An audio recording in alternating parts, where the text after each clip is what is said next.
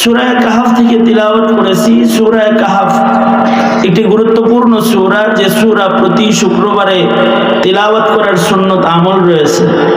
যদি কেউ ইয়াউমুল জুমআতে সূরা কাহাফ তিলাওয়াত করে তো তাকে আল্লাহ তাআলা দাজ্জালের ফিতনা থেকেও হেফাজত করবেন। সুবহানাল্লাহ আওয়াজ করে জোরে করে বলেন।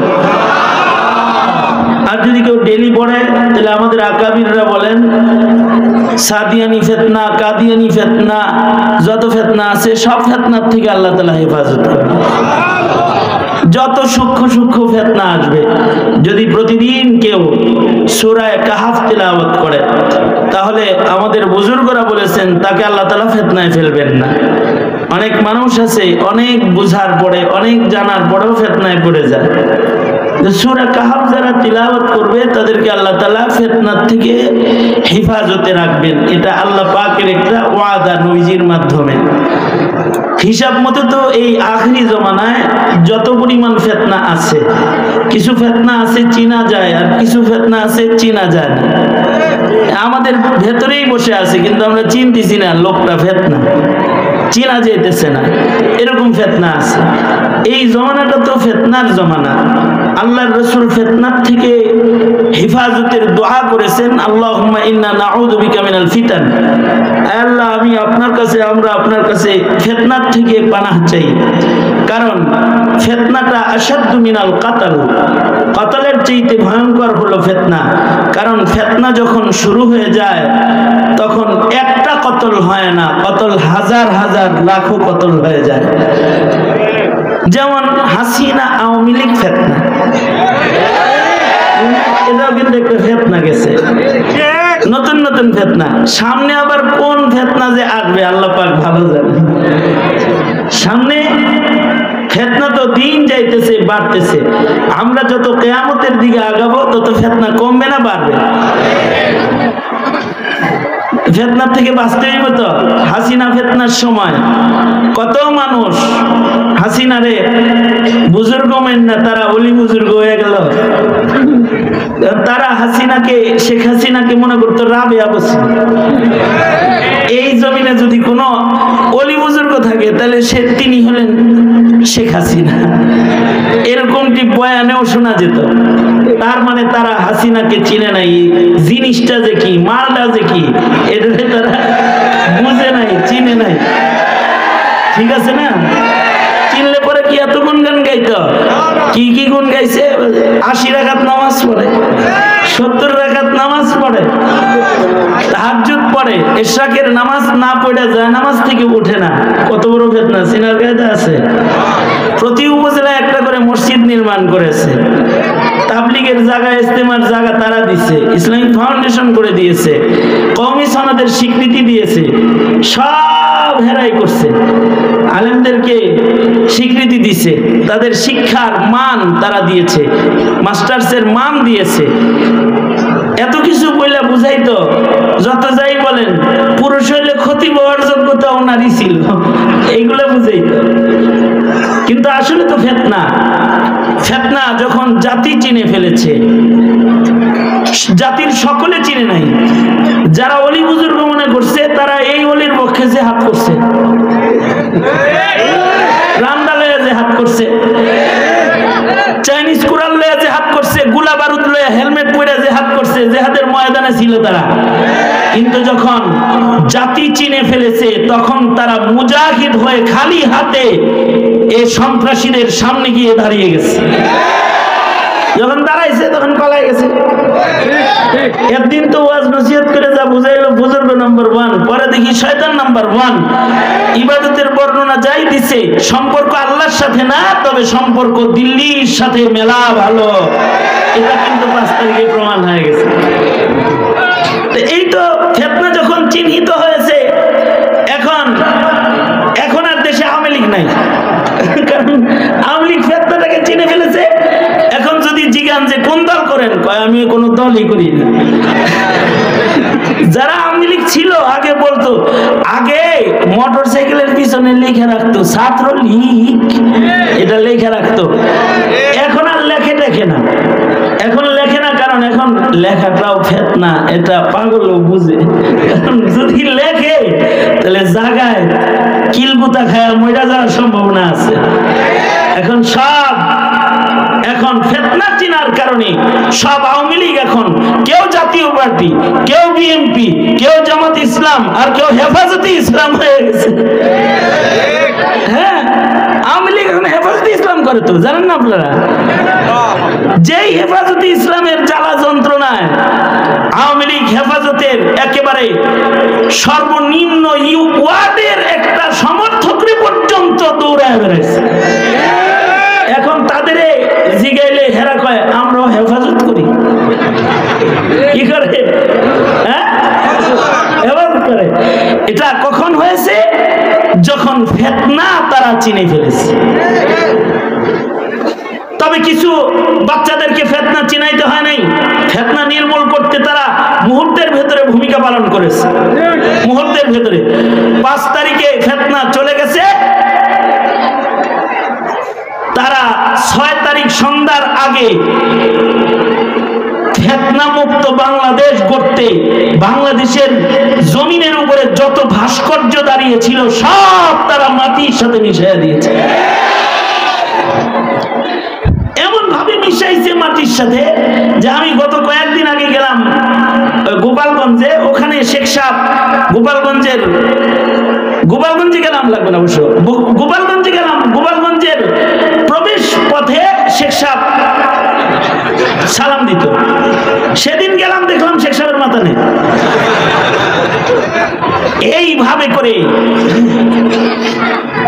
এই বঙ্গবন্ধু প্রীতি যে আসলে মূর্তি প্রীতি প্রতিষ্ঠার একটা সূক্ষ্ম আন্দোলন, এটা যখন ইব্রাহিমের ছেলেরা বুঝে ফেলেছে, তখন স্বাধীনতার স্থপতি বঙ্গবন্ধুর একটা মূর্তি বাংলাদেশের মাটির উপরে এখন খাড়া দেখা যায় না, নামটাও তালাশ করে পাওয়া যায় না, মুছে ফেলা হয়েছে, নাম খুঁজে পাওয়া যায় না।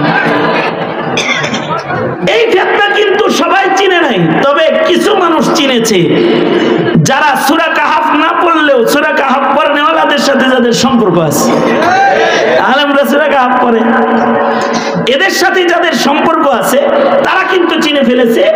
এ কারণে তারাই কিন্তু এই সংস্কারের কামটা নিজ জিম্মায় করেছে।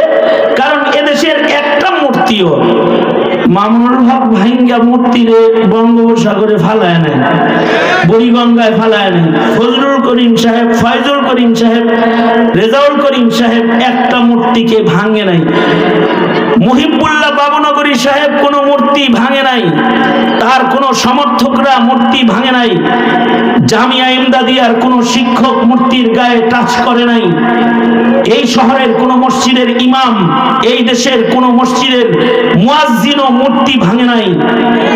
মূর্তি ভেঙেছে যারা সূরা কাহাফ পড়ে না কিন্তু সূরা কাহাফ ওয়ালাদের সাথে সম্পর্ক রাখে, বাস সে স্কুলে পড়ে, কলেজে পড়ে, অথবা সে এটা লেবার, সে ফিতনা চিনে ফেলেছে।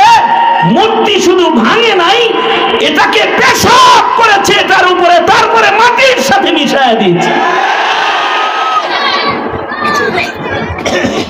এই কারণে সামনে যে ফিতনা আরো আইব না এর কোনো গ্যারান্টি আছে? বহুত ফিতনা আসবে। ফিতনার থেকে বাঁচতে হলে একটা আমল হলো সূরা কাহাফের তিলাওয়াত। সূরা কাহাফ তো 2-3 লাইন, কুলহুল্লাহর মতন। কয় পৃষ্ঠা হবে সেটা? হ্যাঁ, 12 পৃষ্ঠা মাত্র। এই 12 পৃষ্ঠার সূরা কাহাফ তো কলেজে পড়লেই পড়া যায় নাকি? কোন এমএ পাস করলে পড়া যায় না? ডাক্তার ইঞ্জিনিয়ার হইলে পড়া যায় না? কি পড়া যায়? বিশুদ্ধ করে পড়া যায় এমএ পাস করলেই? হ্যাঁ, এইটা বিশুদ্ধ করে খালি চিল্লা লাগাইলেই পড়া যায় না। এইটা পড়তে মাদ্রাসায় পড়তে হয়, বিশুদ্ধ করে পড়তে, সুন্দর করে পড়তে, অথবা মাদ্রাসাওয়ালার খাস ছাত্র হইতে হয়, তখন সে পারে, তখন সূরা কাহাফ পড়তে পারে। আমাদের সন্তানরা তো কুল আল্লাহর সূরায় পড়া পড়ে না এখন, কারণ 16 বছর আওয়ামী লীগ সব মক্তব বন্ধ করে কেজি স্কুল নামক পাজি স্কুল চালু করে দিয়ে গেছে বাংলাদেশ। মক্তবেই পড়ে নাই যে বাচ্চা সূরা কাহাফ পড়বো করতে গেলে। বাচ্চাদেরকে ফিতনা থেকে বাঁচতে এখন যেটা শিখাইতে হবে সেটা হলো তিলাওয়াতুল কোরআন। কি শিখাইতে হবে? জোরে আওয়াজ করে বলেন। তিলাওয়াতুল কোরআন, বিশুদ্ধ তিলাওয়াতুল কোরআন যারা শিখবে তারা ফিতনা থেকে বেঁচে যাবে। আপনারা দেখেন যারা কাদিয়ানি ফিতনার পেছে পড়ছে, নাস্তিকবাদের ফিতনার পেছে পড়ছে, মোদিবাদের ফিতনার পেছে পড়ছে, অথবা সাদিয়ানি ফিতনার পেছে পড়ছে, যা দেখবেন যত ফিতনা দেখবেন এই ফিতনার মূল কারণ হলো ফিতনা না চিনা, মূর্খতার কারণে ফিতনা চিনতে পারে না তারা। আর ফিতনার থেকে বাঁচতে, ফিতনা মুক্ত জীবন করতে ইলমে দ্বীন লাগে। কমাস কম সূরা কাহাফ তিলাওয়াত করার যোগ্যতা লাগে। কি লাগে? সূরা কাহাফ তিলাওয়াত করার যোগ্যতা লাগে, বুঝার যোগ্যতা না হইলেও পড়ার যোগ্যতা লাগে। কারণ যারা সূরাতুল কাহাফ প্রতি জুমায় তিলাওয়াত করবে তাদেরকে আল্লাহ তাআলা দাজ্জালের ফিতনা থেকে হেফাজত করবে। সুতরাং সূরা কাহাফ তিলাওয়াত যেন করতে পারে সন্তানরা, চেষ্টা করবেন তো? কারা কারা চেষ্টা করবেন? হাত তোলেন দেখি। হাত তোলেন, হাত তোলেন, সুন্দর করে তোলেন, সুন্দর করে তোলেন। কি সরকারের ভরসা করবেন যে আপনার ছেলের সরকার কোরআন পড়া শিখাইব? আপনি শিখাইবেন? এই যারা বিয়া করছ নাই তারা হাত তোল, বেটা হাত তোল। বিয়া কইরা ছেলেরে সূরা কাহাফ পড়ার যোগ্য মুমিন বানাবি নিজ জিম্মায়, ফিতনা থেকে বাঁচার জন্য। ইনশাআল্লাহ চিল্লায় জোরে আওয়াজ করো ইনশাআল্লাহ, আরো জোরে ইনশাআল্লাহ। পারবো তো ইনশাআল্লাহ? আল্লাহ তাআলা তৌফিক দান করেন, আমিন। একেবারে সংক্ষেপ করে কিছু কথা সূরা কাহাফ থেকে দুটি আয়াত তিলাওয়াত করেছে। এক সাহাবী রাতের বেলায় সূরা কাহাফ তিলাওয়াত করতেছে, হাদিসে আছে। সাহাবী যখন সূরা কাহাফ তিলাওয়াত করতেছে, সাহাবী দেখে তার ঘরের ভেতরে উপর থেকে কি যেন নিচে নামতেছে, আর তার ঘরের কোণে বান্দা তার ঘোড়াটা লাফালাফি করতেছে, ঘোড়া লাফাইতেছে। ঘোড়া যে ঘরের ভিতরে লাফাইতেছে, সাহাবীর জন্য এটা ভয়ের কারণ হলো ঘোড়া আর সাহাবীর তিলাওয়াতের মাঝখানে তার ছোট্ট বাচ্চাটা ঘুমাইতেছে। তার মানে একটা মাত্র ছোট্ট ঘর, যার ভেতরে বসে সাহাবী সূরা কাহাফ পড়তেছে, তার ঘোড়া ঘরের এক কোণে বান্দা আছে, আর সাহাবীর সন্তানটা ঘোড়া আর তার মাঝখানে ঘুমাইতেছে। সাহাবী ভয় পেয়ে গেলেন, ঘোড়া যদি লাফাইতে লাফাইতে সন্তানের উপরে এসে পাড়া দেয়। সাহাবী কোরআনে কারীমের তিলাওয়াত বন্ধ করে দিলেন, ঘোড়ার লাফালাফি বন্ধ হয়ে গেল। উপর থেকে আলোর মতো যেটা আসতেছিল এটাও বন্ধ হয়ে গেল। আগের জমানার ঘর আমাদের ঘরের মতো বড় স্কয়ার ফিট ঘর না, আমাদের বাড়ি ঘর গুলো হলো ডুপ্লেক্স বাড়ি। আমাদের ঘর বড় জোড়া ফ্ল্যাট। আমাদের ঘরের ভেতরে চাইল্ড রুম আলাদা আছে, বাচ্চাদের শয়ন কক্ষ আলাদা, মা বাবার শয়ন কক্ষ আলাদা, গেস্ট রুম আলাদা, কিচেন রুম পাকের রুম আলাদা, ডাইনিং রুম আলাদা, খাবারের রুম আলাদা, ড্রয়িং রুম আলাদা। এমনকি আমাদের ঘরের ভেতরে এখন ঘর আমাদের এত বড় যে আমাদের ঘরের ভেতরে মেকআপ রুম, ড্রেসিং রুম আলাদা। এখনকার ভদ্রলোকের ঘরের ভেতরে একটা রুম আছে ড্রেসিং রুম। এখানে ওনার বিপি, মেকআপ করে, কাপড় পাল্টায়, ড্রেসিং রুম।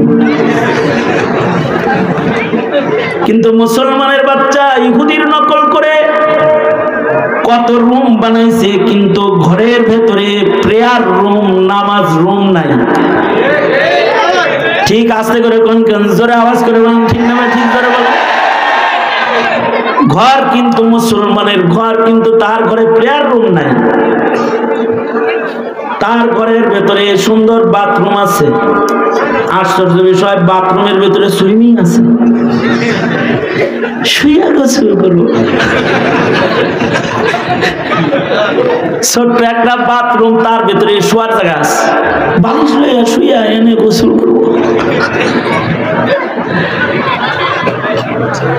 কাফের মুশরিকদের নকল করে উলঙ্গ হয়ে পানির ভেতরে শুয়ে গোসল করার শখ তার জীবনে আছে। কিন্তু আজব মাসালা হলো, তার ঘরের ভেতরে ওযু করার একটা জায়গা নাই। এমনকি তার ঘরের কোনো ঘরে 2 রাকাত নামাজ পড়ার কায়দা নেই। আমার এক মুসল্লি আমারে দাওয়াত দিছে, হুজুর সুন্দর একটা বাড়ি করছি, একটু দোয়া করে দেন। তা আমি এর বাড়ি দোয়া করতে গেছি।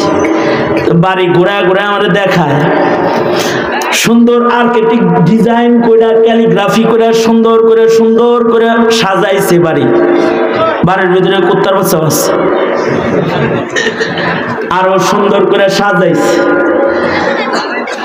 আমি দেখলাম, ঘুরে ঘুরে দেখলে খুব শান্তি পেতেছে।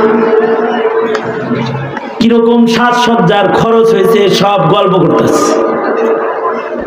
ঘরের ভেতরে বাতি এমন স্টাইলে লাগানো আছে, আলো ঘরে আছে কিন্তু বাল্ব কোথায় এটা দেখা যায় না। তার মানে ঘরের ডিজাইন বড় সুন্দর, আজব আজব ক্যালিগ্রাফি আছে। বাঙালি মহিলা কলসি কাখে হেঁটে যাচ্ছে দল ধরে, ক্যালিগ্রাফি, সুন্দর সুন্দর ক্যালিগ্রাফি। রাখাল খ্যাত নিরাইতেছে, এটা ক্যালিগ্রাফি। সেই বিল্ডিং এ থাকলেও গরিবের বন্ধু, এটা বোঝা যাচ্ছে আর কি।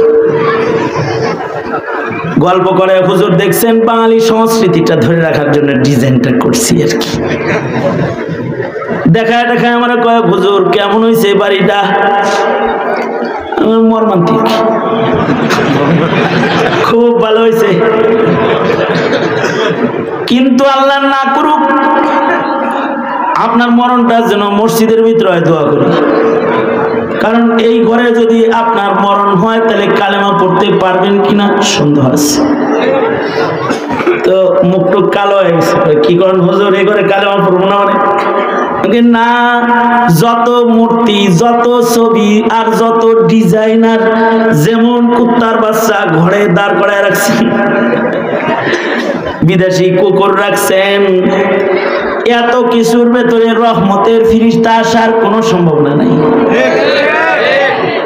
ঘরটা চিকচাক ঝিকঝাক সুন্দর সুশ্রী মনোরম ডিজাইন হয়েছে, কিন্তু মুসলমানের ঘর হয় নাই। যদি ফিরিস্তার আনাগোনা চান তাহলে এগুলো ভিন্ন ক্যালিগ্রাফি করেন। আমার কথাগুলো তার পছন্দ হয় নাই। আমার কথা হলো, ঘর তো এখন অনেক বড়, ফ্ল্যাট অনেক বড়, কই থেকে আলো আসে বাল্ব দেখা যায় না। সুন্দর ডিজাইন, লক্ষ লক্ষ টাকা খরচ করে সুন্দর ঘর করেছে, কিন্তু রহমত নেই। কিন্তু সাহাবীর বাড়িটা একেবারে ছোট, একটা মাত্র ঘর, যার ভেতরে চাইল্ড রুম নাই। বাচ্চাটা পাশে শুয়ে আছে, যেখানে গাড়ির গ্যারেজ নাই, ঘোড়াটাও ও ঘরের আরেক কোনায় বাঁধা আছে।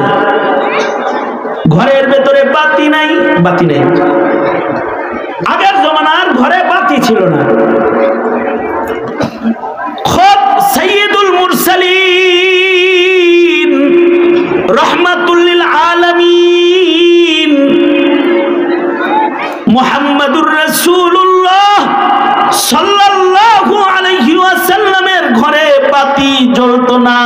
চেরাগে তেল নাই, বুখারীতে আছে। উম্মুল মুমিনিন নিজে বলেন আমাদের চুলায় আগুন ধরতো না, তাই নবীর সেজদার জায়গায় যে শুয়ে থাকতাম, অন্ধকারে দেখতাম না। তার মানে আল্লাহর রাসূল সাইয়্যিদুল মুরসালিন, তার ঘরটাও বড় ঘর না। আপনার ঘর আমার ঘর বড়, সাইয়্যিদুল মুরসালিনের ঘর ছোট, সাহাবীর ঘর ছোট, আবার বাতি নাই। উম্মুল মুমিনিন বলে বাতিতে চেরাগে তেল নাই, অথচ মুহাম্মাদুর রাসূলুল্লাহ সাল্লাল্লাহু আলাইহি ওয়াসাল্লাম আল্লাহরে যদি বলতেন ওগো আল্লাহ এই উহুদ পাহাড় আমার জন্য স্বর্ণ বানায় দাও, তো আল্লাহ তাআলা উহুদ পাহাড়কে নবীর জন্য স্বর্ণ বানায় দিতেন। তার ঘরে ঐচ্ছিক দারিদ্রতা, নবী আলাইহিস সালাতু ওয়াস সালাম ঘরের ভেতরে চেরাগে তেল নাই। আল্লাহর রাসূল সাল্লাল্লাহু আলাইহি ওয়াসাল্লাম নামাজ পড়ে, ঘরে নামাজ আছে, ঘরে ইবাদতের আলো আছে। সাহাবীর ঘরের ভেতরে বাতি নাই, ঘরটা বড় নয় কিন্তু উপর থেকে নূর আসে যায়। আল্লাহু আকবার। ঘরের ভেতরে তিলাওয়াতুল কুরআনের আলো আছে। আল্লাহর রাসূলের ঘরের বাতিতে তেল নাই, কিন্তু রাসূলের ঘরের লম্বা নামাজ আছে। আল্লাহর রাসূল যখন নামাজ পড়তেন, উম্মুল মুমিনিন বলেন কখনো 3 পারা 4 পারা নবীজি এক রাকাতে তিলাওয়াত করতেন, আর আমি নবীজির মুসাল্লার উপরে শুয়ে পড়তাম। বাতিতে তেল নাই, বুঝতাম না যে নবী কোথায় সেজদা দিতেছে। আল্লাহর রাসূল যখন সেজদায় যাবেন তো আমার পা হাত দিয়া সরায়া দিতেন, আমার পায়ে দাবানি দিতেন, আমি তখন পা সরাইতাম আর নবী সেজদা করতেন। তার মানে মুহাম্মাদুর রাসূলুল্লাহর ঘর কত ছোট ঘর। ছোট ঘর হইলেও নবীর ঘরের ভেতরে ইবাদত আছে। তোমার আমার ঘর অনেক বড় ঘর, কিন্তু তোমার ঘরে টেলিভিশন আছে, তোমার ঘরে সিনেমা আছে, তোমার ঘরে নাটক আছে, তোমার ঘরে বাদ্যের আওয়াজ আছে, তোমার ঘরের ভেতরে ছবি আছে, তোমার ঘরের ভেতরে মূর্তি আছে, তোমার ঘরের নামাজ নাই, তোমার সন্তানের ওযু করার জায়গা নাই, তোমার বিবির নামাজের জায়গা নাই। তোমার আমার আধুনিক ঘর, কিন্তু মুসলমানের যারা ইবাদত ঘরের ভেতরে নাই। মুসলমানের ঘর যদি খারাপ হয় তাহলে ওই মুসলমানের নাম আল্লাহর পছন্দের বান্দার লিস্টে আল্লাহ তাআলা রাখে না। আল্লাহর পছন্দের বান্দার লিস্টে তার নাম রয় যার ঘরের ভেতরে বাতি নাই, ডিজাইন নাই, কিন্তু ইবাদত বিদ্যমান রয়। ওয়াল্লাযীনা ইয়াবিতুনা লিরাব্বিহিম সুজদান ওয়া কিয়ামা। যে ঘরের বাসিন্দারা নামাজ পড়ে, যে ঘরের বাসিন্দারা জিকির করে, যে ঘরের বাসিন্দারা তিলাওয়াতুল কুরআন করে, এই ঘরের বাসিন্দাদের নাম আকাশে আল্লাহর গোলামের খাতায় আছে। আল্লাহু আকবার জোরে করে বলেন। ঘরে কি করবা? খালি মসজিদে এসে ইবাদত করার জায়গা? আমার মহল্লায় এক চাচা আছে, কোরআন শরীফ পড়তো মসজিদের ভিতরে, মুয়াজ্জিনের সাথে ঝগড়া লাগাই দিত আগে দরজা খোলা নিয়া। আমি একটু তেলাওয়াত করব, আগে আসি আপনারা খুঁজা পাই না, মুয়াজ্জিন আজানের টাইমে খুলে।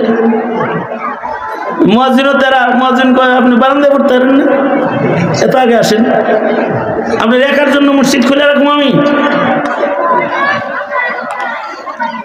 এত আগে আসেন কে? কয় একটু তেলাওয়াত করি। একদিন তো মসজিদের ভেতরে টুল বানায় নিয়েছে একটা বসার, আর সামনে বেঞ্চি পড়ার, ওই এমনি সেজদা মারে, ওই নিয়ে আবার তেলাওয়াত করে। হাতটা কি খতিব সাহেব যখন খুতবা করে সেও তখন ওখানে তিলাওয়াত করে। কত বড় বুজুর্গ চিন্তা করছেন? তা আমি তো একদিন ধরে বলছি, চাচা এটা কি? আপনার মসজিদে এসে কোরআন শরীফ পড়ন লাগবো? কোরআন শরীফ বাড়িতে পড়তে পারেন না? বাড়ি পরিবেশ আছে নাকি? আমি তাহলে আপনার বাড়ি তো খারাপ বাড়ি। বাড়ি পরিবেশ নাই, বাড়িতে কোরআন শরীফ পড়ার জায়গা নাই, কিন্তু মসজিদে এসে হুজুরের লোকে খোঁচাখুচি করার সময় তো অনেক আছে। আমি ইমাম মুয়াজ্জিনকে বললাম, এই চাচা এই চুল বের কর তাড়াতাড়ি, সারা জায়েজ নেই এখানে রাখা। ঘরে নামাজ পড়তে কবে? ঘরে টিভি চলে, বুজুর্গি দেয় মসজিদের ভিতরে। ঠিক বললেও ঠিক, না বললেও ঠিক।